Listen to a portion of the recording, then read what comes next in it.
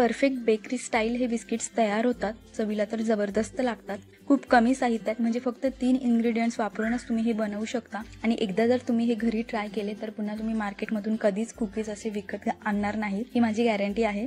आणि तुम्ही रिझल्ट्स पाहू शकता किती खुसखुशीत तयार झालेले आहेत। रेसिपी खूप सोपी आहे, तर अशाच आणखी रेसिपीजसाठी चॅनलला पटकन सबस्क्राईब करा आणि व्हिडिओ शेवटपर्यंत पहा।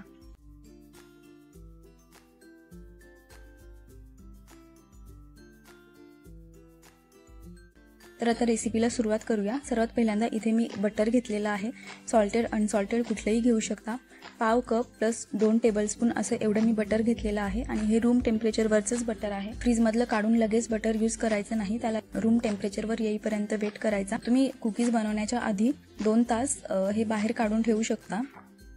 आता इथे मी हाफ कप पेक्षा थोडीशी कमी पिठी साखर घातलेली आहे, तर 4 ते 5 टेबलस्पून घालायची आहे आणि शक्यतो कुकीज बनवताना मेजरिंग कप्सचा यूज करायचा, म्हणजे रेसिपी फेल होत नाही, परफेक्ट मेजरमेंट्स घेता येतात।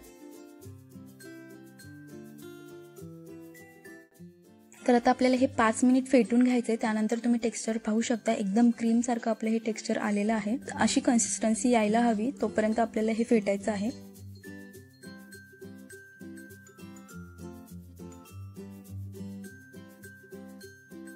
आता इथे मी 1 कप मैदा घालतीये। मैद्याऐवजी गव्हाचं पीठ वापरलं तरी चालेल, रिझल्ट सेम मिळतील, पण आज मी मैदा यूज करतेय। तर आता आपल्याला फक्त हे मिक्स करून घ्यायचे आणि हे बेसिक फक्त 3 इन्ग्रेडियंट्सच आहेत। हेच मेजरमेंट्स यूज करून खूप सारे फ्लेवर्सचे कुकीज बनवू शकता। तर आता आपल्याला हे हाताने व्यवस्थित मिक्स करायचंय। इथे आज मी रोज फ्लेवरचे बनवते, तर त्यासाठी इथे मी रोज इसेन्स यूज करते। फक्त 3 ते 4 ड्रॉप्स घातलेले आहेत।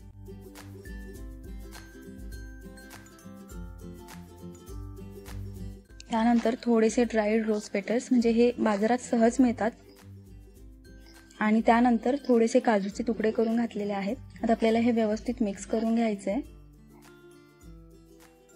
आता इथे मी आज स्टिक्स फॉर्म्स मध्ये बनवणार आहे कुकीज, त्यामुळे मी बटर पेपर वरती हा डो घेऊन व्यवस्थित याला लाटून घेणार आहे। तुम्ही तुमच्या आवडीनुसार शेप देऊ शकता। तर आता व्हिडिओत दाखवतेय त्याप्रमाणे एकदम हलक्या हाताने आपल्याला हे लाटून घ्यायचंय।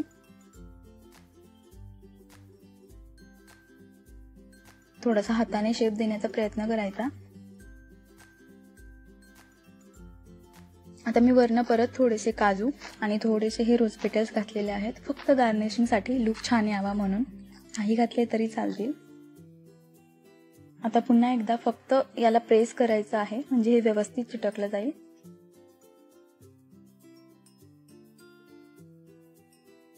तर आता हे रेडी झालेलं आहे। हे बिस्किट्स व्यवस्थित कट व्हावे म्हणून आपण याला फ्रीजमध्ये सेट करण्यासाठी ठेवूया। तर एक 30 ते 35 मिनिटांसाठी आपण याला फ्रीजमध्ये ठेवायचं आहे। आता त्यानंतर तुम्ही पाहू शकता हे मस्त सेट झालेलं आहे।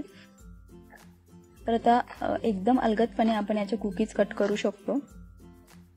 तर आता इथे मी कट करून दाखवते, तुम्ही तुमच्या आवडीनुसार शेप देऊ शकता।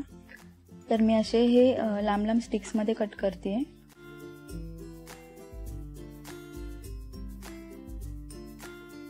तर याच प्रकारे मी सगळे हे बिस्किट्स कट करून घेते आणि तुम्ही कितपत याची थिकनेस ठेवली आहे तेवढा बेकिंगसाठी वेळ तुम्हाला कमी जास्त लागू शकतो। तर तुम्ही पाहू शकता एकदम परफेक्ट शेप आपला कट झालेला आहे, कारण आपण हे फ्रीजमध्ये ठेवलेलं होतं। तर आता आज मी एअर फ्रायरमध्ये बेक करणार आहे।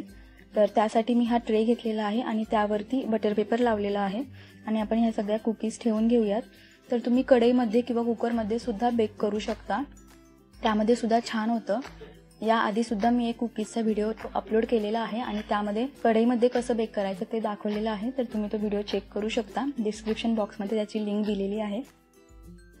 तर एअर फ्रायरमध्ये 170 डिग्री सेल्सिअसला मी हे 12 मिनिटांसाठी बेक करून घेतेय आणि तुम्ही कढईमध्ये किंवा कुकरमध्ये करणार असाल तर एकदम लो हीटवर तुम्हाला एक 15 ते 16 मिनिट लागतील, तेवढ्यामध्ये परफेक्ट बेक होतं। तर आता 12 मिनिटांनंतर हे झालेलं आहे। लगेचच्या लगेच कुकीज उचलायच्या किंवा तोडायच्या नाही, तर ते सॉफ्ट असतात आणि मग आपल्याला वाटतं की ते झालेलं नाहीये बेक, कारण ते खूप सॉफ्ट नरम लागतात आणि पुन्हा बेक केलं तर ते खूप जास्त हार्ड होऊन जातात। त्यामुळे पूर्ण थंड होऊ द्यायचं आणि त्यानंतरच तुम्ही तोडून पाहू शकता।